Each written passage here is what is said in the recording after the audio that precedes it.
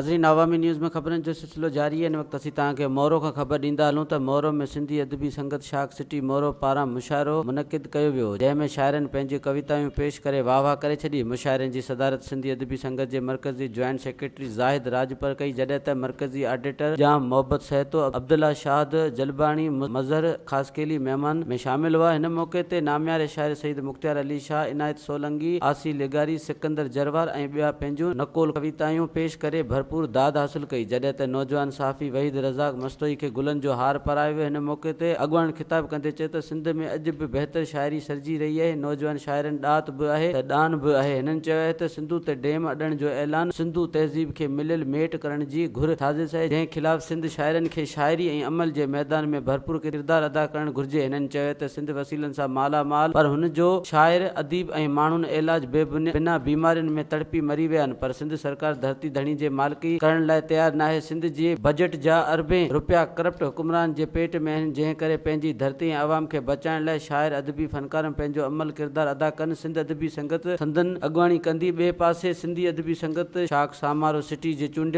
थी, जंहिंमें सईद मुख़्तियार अली शाह मुख़्तियार, सेक्रेटरी पीर शमशदीन, joint secretary फ़कीर खादम हुसन कलोड़ो, ऑडिटर शमशेर हैदर सोलंगी, खजानची इनायतुल्ला सोलंगी ऐं काउंसलर, जॾहिं त कारोबारी कमेटी लाइ मजूर गुलाम हैदर सोलंगी, असलम कोरेजो, असलम राजपूत, मोहम्मद यासीन आलमानी, अशरफ लिगारी खे चूंडियो वियो। चूंडियल बॉडी खे गुलनि जा हार पाराए मुबारकबाद ॾिनी वई।